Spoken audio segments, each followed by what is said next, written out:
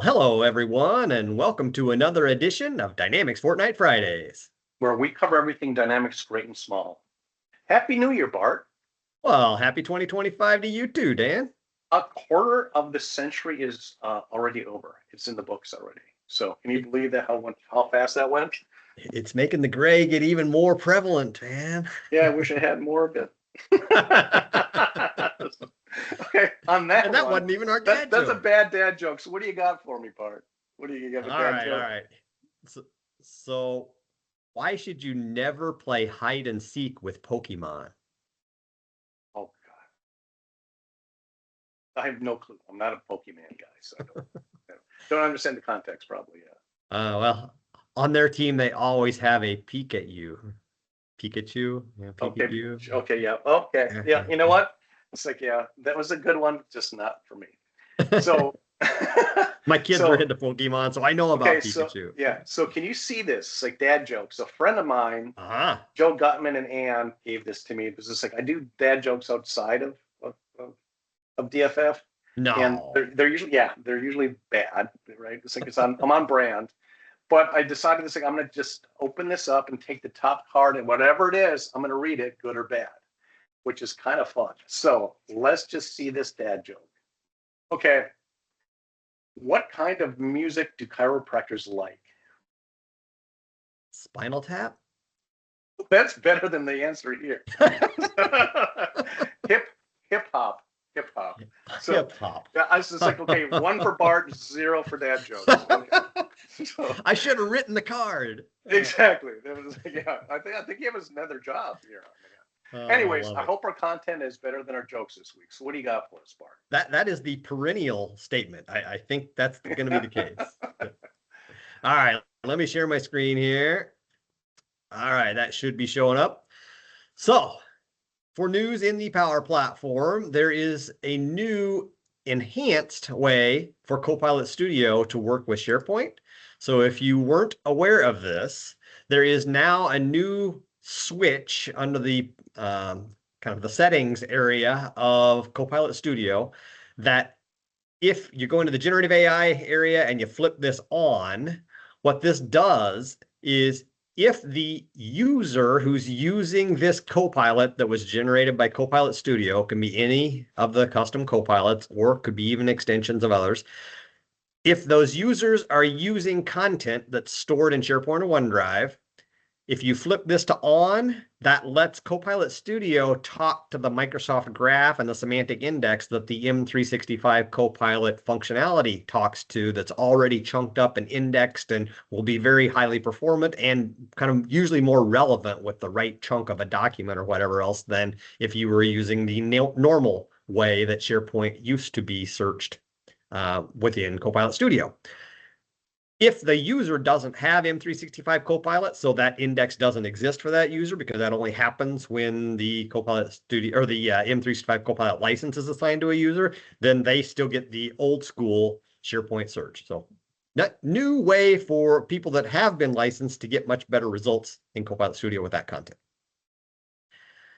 Next one, Power Automate Desktop got updated in December, and actually it just got another update pushed out either yesterday or today that came out, but I don't have all the documentation on what's in that one. But the big one in the December update, if you've had that one loaded, is that you can now highlight a flow, go into the properties of that flow, and flip on the functionality that got announced back in a couple months ago at Ignite, that Copilot desktop flows can be auto repaired now using AI. So Copilot can see what the error was and see if it can fix it by like taking a new image or changing HTML or doing something else that would sort of automatically let that desktop flow keep running. So that's the biggest new feature. We also enabled dark mode. So that's a nice thing for some people that really kind of like dark mode, but not nearly as important as the other feature. For Copilot Studio, if you were looking for some guidance on kind of best practices with making new agents in Copilot Studio, there's a whole bunch of different things in this blog post that is kind of all brought together in episodes by people from the product team that sort of talk to you about just, building agents and adding knowledge and coming in and adding actions and coming in and doing custom actions and using connectors directly and plugin actions and authentication and authoring topics and just all sorts of good stuff, that it's just a good repository of info, so thought I would include it. Most of the rest of these are, well, actually, there's one more that is kind of a normal blog post, and this one is also Copilot Studio. But this one is actually talking about what you can do in a model-driven app, that in model-driven apps, you kind of automatically get the Copilot that shows up in the right-hand pane that extends out, that lets you sort of decide what you want to do, and you can see that kind of, well, this is actually in the app making experience, but this little picture will eventually shift over to showing what the user experience looks like. And anyway, it will allow you to jump into Copilot Studio to change and enhance the functionality of that native model-driven app Copilot that automatically talks to whatever data is in the model-driven app. Usually it's all Dataverse stuff, and allows you to hook into other data sources and answer other questions and put prompts in it and all kinds of other cool things that you might want to do to extend the capability that's there in that model-driven app in-app Copilot. Now, these next ones are mostly things that have already been put out into the M365 Message Center, but not everyone in organizations have access to that. So I thought I would call out a couple of them that are fairly important to at least understand. One of them is that Copilot Studio, for the most part, in the application, when it's in runtime mode, has been bypassing most of the DLP policies in an environment. And we are changing that because that's a bad thing. We want DLP policies to take effect over every Power Platform asset, no matter what it is. So right now it's disabled. We are about to turn it on with soft enabled, which will kind of give hints to people that things are being or going to be blocked, and then we will switch it to fully enabled. So if you haven't kind of heard about this, be aware that that's coming next month for a lot of that stuff. And you need to kind of be prepared to see what's going on to make sure that any of those Copilot agents that have been built aren't going to break because of that.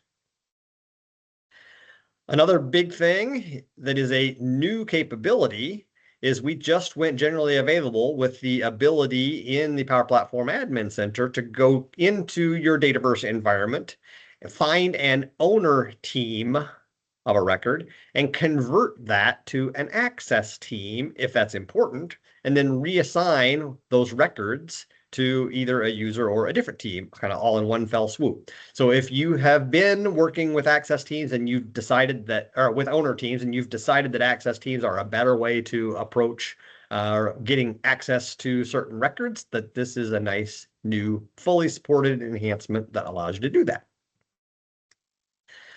Another one is we are about to, as of the end of this month, flip the switch to sort of enforce when you go into the advanced settings of your app as a user. It right now throws you into a really old school user interface that is quite legacy and not modern in any way. And it usually takes like a minute or more for it to even render in the browser before you can start doing things, at least the first time in. Well, we are switching it to the new environment settings app in Power Apps that will allow you to manipulate some of those settings. And often those links take you back to some old school things, but the delay seems to be fixed in however they've set those links up so that it will get to where you're trying to go much quicker. And there'll be a lot of new things in that environment settings apps over time that don't even use that old school UI. So be aware that's a change that's coming. And the last one, I couldn't find a publicly available representation of. So I've got a link in here if you have Admin Center access that will take you to your message. So I'm actually going to bring up a different browser with a persona that actually has access to it. And it's basically telling you that Microsoft is retiring a thing called the Edgio version of the Azure Content Delivery Network that was in use for Canvas Power Apps for a while early on.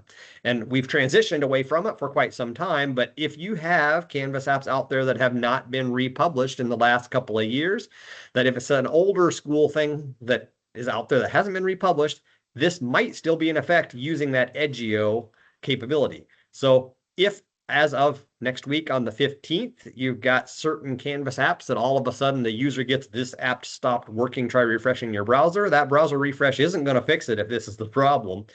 Somebody's going to need to open that and republish that app, and that will switch it when you republish it to using the new version of the runtime of Power Apps, and that will switch it to a supported content delivery network provider that's no longer Edgeo, and everything will start working again. So just making sure that I'm trying to help out where you might run into troubleshooting problems there.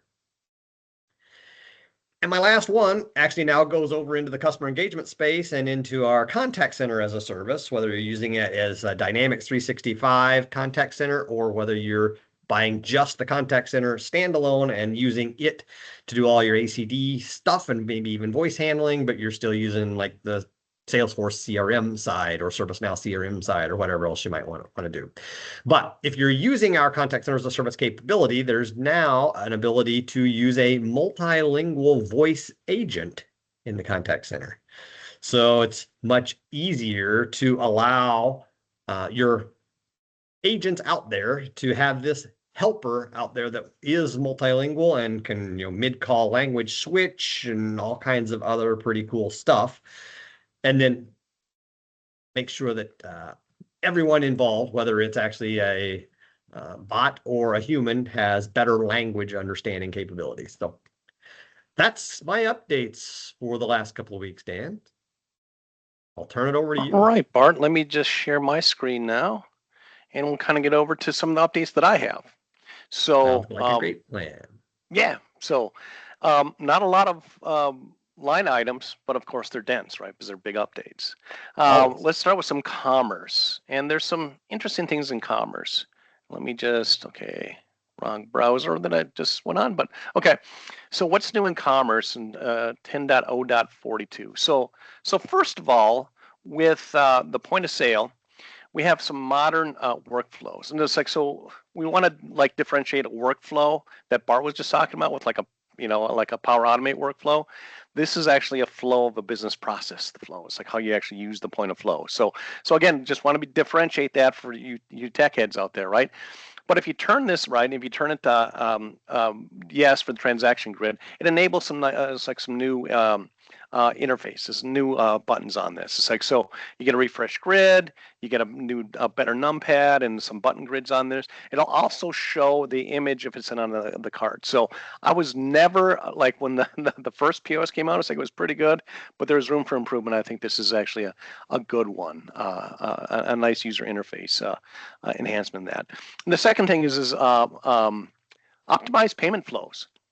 So we have a new user interface for the payment methods and unified payment experience. So it's like, so no matter what it is, it's like if you use it for gift card payment, vouchers, credit card account, or like whatever the currency is, it's just a better way of doing it. And again, I thought it was fit for a new new interface on that. So it's like, so if you're a POS user, commerce user, for the point of sale, nice additions to that. There's also some new payment methods, right? It's like, so everybody's using their phones and they have a wallet on there. So we have new wallet methods, the payment methods we can use with those wallet. So it's Alipay, WeChat, Affirm, or Adyen, and we've had Adyen as a partner for many years, right? So all of that, and so you can actually use the QR code displayed on the pin pad and just run it from that. So again, just kind of keeping up with what the market is doing. There's also support for routing debit cards through local U.S. debit networks, right? So many people don't know this, but it's if you use your debit card as a credit card, you get charged those points, right? Or those 3% credit card payment. That's going to go through Visa or MasterCard, so on and so forth, right? So those are the standard networks. But if you use your debit card, you can actually integrate that with the local U.S. debit network, which is cheaper for the store. So it helps their profitability, especially with these small businesses. You definitely want to do the debit card instead of a credit card. So just FYI, helpful hint for for all the businesses out there. And there's also the last thing on this is purging commerce transactions. So some businesses allow the purging of all those different transactions. They don't want to pollute their database, just like with some old transactions. So you can actually purge those old transactions. So, not a ton of like super ground shaking updates, but really nice for usability, quite frankly. So that's what's happening in commerce. There's a whole lot more in finance. So let's take a look at finance. The last show that I did well over a month ago was we went over the supply chain. There's quite a bit, but there's also quite a bit in the finance as well. So first of all, on accounts receivable, right? So we can prevent duplicate invoices from free text invoices. So free text invoices you can do independently if you don't want to do like through a sales order and do an invoice that way. It's a free text invoice. So sometimes it might get mixed up with another invoice. So you want to make sure that you don't duplicate those. So it'll reject duplicates as an option, reject duplicates within that same fiscal year because maybe they recycle some of those invoice numbers for the companies that you're working with, or accept duplicates or just warn of the duplicates. So it's just to make it a whole lot easier, and just some flags on that for your accounts receivable people. Now, the second thing is the split distribution processing for invoice posting, right? So what this does is like, okay, so again, with more enhancements for free text invoices for accounts receivable, right? But if you add this parameter, right, so you can actually, for the accounting, the generation of that, you can actually delay that and not post it automatically. You can have this on a different form. It can use the document pending account generation page to go and review these and then post them when it's appropriate for you. So again, this is like for an accounts receivable person, it's just a whole lot easier to use. The other thing is you can archive customer invoices for long-term retention, right? So you can retain all this stuff in the Dataverse for long-term retention. You can archive this in the GL. It's a preview, so just FYI on this. But again, it's like we're doing more things on archiving information within the whole data set. If we go into cash and bank management, so we're enabling prepayment and posting profiles when generating the payments for advanced bank reconciliation. So, you have the posting profiles for the type of account it is, and it's like what account it's going to post at, right? So those are the rules for a posting profile. But what this enables is a prepayment option, right? Posting, and then for like the AR, and then the ledger ledger postings. And this is both for customer payments and the vendor payments, right? For the reconciliation worksheet.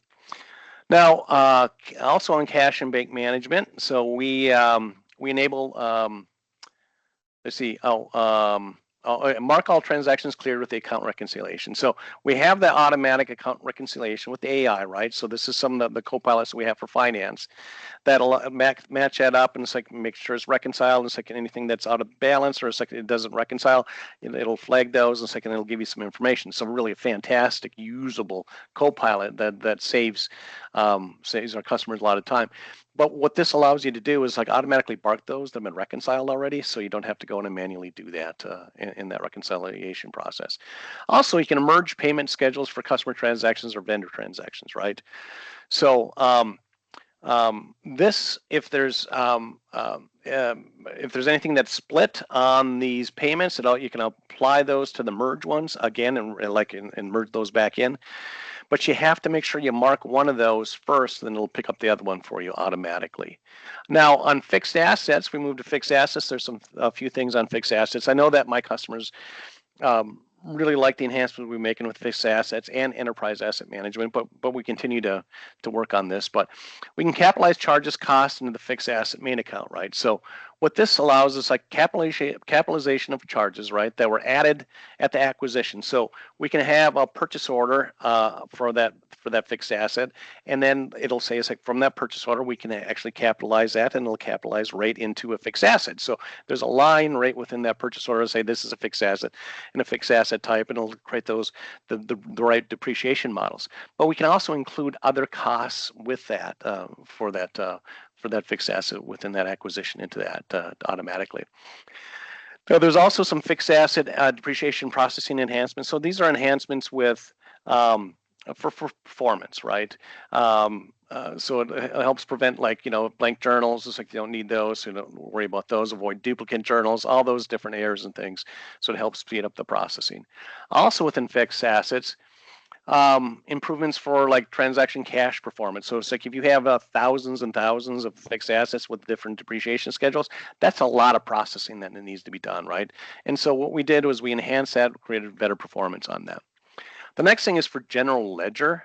So I've talked about financial tags for over a year now, right? So it's financial tags versus dimensions. So dimensions are, so if you have an account with a different like dimensions, like my business unit or cost center or something like that, and you can have different types of dimensions per type of transactions that you have, then it'll all roll up. That's a fantastic thing. But what it does, it takes a ton of processing power to be able to process all those, because you have all these permutations, right? For all you math people, it's like all these multiple permutations that you actually run with all these like different dimensions on there. Well, we fix that with a tag, and so you can actually tag something so it doesn't have like these tons of human permutations. We can still report on it. It's easier. It's faster. It's more productive for everybody, and it has a lot more flexibility. But we've included some more defaulting rules, so we can actually have the defaulting rules for one legal entity and pass that along to a different legal entity. And you can also copy these over for compatible types. So it's like if it's a financial tag for like we were just talking about fixed asset, we can actually copy a different type of financial tag for that type of fixed asset. So again, nice things that we're doing within the financial tagging. Now, we also have some partial ledger settlements. So one rule of accounting is like, okay, if the debit doesn't match the credit, so if it's $1 here, 99 cents here, it doesn't match, you shouldn't be able to post it. So we can do temporary settlements. So it's like if you're matching certain things and it's like everything isn't out to the cent yet, we can actually have partial settlements on this and keep the things open that we actually need to work on. So that's a real nice feature. So people are working through complex, financial statements and things and trying to find these different ledgers as they go through. That's a pretty big thing. There's also a subledger auto settle amount now. So you can new settlements and accounts payable or receivable are automatically settled to the general ledger. So nice thing there. For those of you who do work in Brazil and all these partners that do work in Brazil, there are a ton of regulations, right? And of course, there's some more electronic invoicing, this Brazil NF-E, presumed tax. So I don't pretend to be an expert on Brazilian taxation, but if you do work in that consulting, or if you do have an entity in Brazil, you'll need to know that. Also, we have tax exempt number validation logs updated for the customer dialog, right? So while this is enabled, the tax exempt number isn't validated against the create customer dialog box, so you don't have to actually enter that value on there. So it's like it's no longer necessary. Just kind of saves some time, so you don't have to go back to the customer master if you have something like that to make sure that that's entered. So a few more updates here. So back to cash and bank management. So you use electronic payment number on the end-to-end ID for electronic payments. It's like you have to have the end-to-end ID, the routing number that goes by. So those are updated in the ISO 222 payment method. Also on cash and bank, customer and vendor netting. So it's like if your customer happens to be your vendor and you have the AR AP netting, right? To say it's like, okay, we owe them $50, they owe us $100, they still owe us $50, and then we're actually going to reconcile against that, right? So now you can actually see if it's all fully cleared, right, for the new filter, and see what your customer's been doing. Enhancements for bank foreign currency valuation. So we did a true multi-currency system that we updated over the last few years, which is just fantastic for our multi-currency or multinational companies out there. But when this is enabled, they can actually have that revaluation reset and revaluation occur at the same day. So it used to have to be on the second day after you reset that, but no longer an issue here. Now, exchange rate enhancements, right, for accounts AR and AP for revaluation as well, right? So you can run the simulation on that, and you can reevaluate and add additional exchange types on that.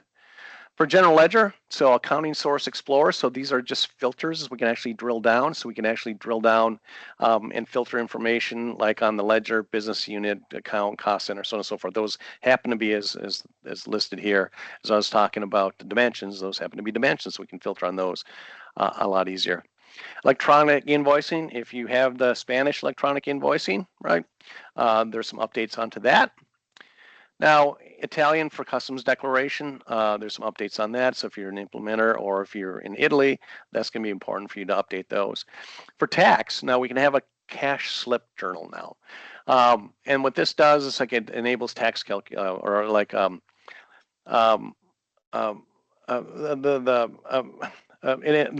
you do the tax calculation, it'll like you can do the cash slip calculation with that as well. And then there's non-deductible amount on posted sales tax. So you can have something that might be like a partial deductible or completely 100% non-deductible for some type of items or services that normally would be a 1099 or not 1099, but a tax exempt company. And the last thing here is like, a PAN-based accumulation from multiple vendors, that's the permanent account number for them. But if you have multiple vendors that have the same PAN, right? So it's like they actually have the same PAN for their different divisions. That is enabled now too. So quite a bit on finance for this update. But that's what I have on this for this show for this. Almost nothing changed. Part. yeah. It's like we made it less than 30 minutes so far, Bart. So this is kind of a banner. You can see there were almost year. no solution updates either, right? So yeah, I think a lot of people have a lot of work to do here, don't they? Yeah. So these are always kind of optional on whether you decide to take them, but there have been updates to every one of those solutions in the Dynamics 365 apps that got listed there. So if you're wanting to stay up to date, especially in dev environments, before things get built, these solutions ought to get updated. Awesome. Anyhow, I think that's a wrap for today's show. Go have fun hip-hopping around with your chiropractor, and we'll see everybody in a fortnight. Yeah, great joke. All right, take care, everybody. See you in a couple weeks. Bye. All right, Bart. Good show. I got to run to my next call. Sounds great. See you, Dan.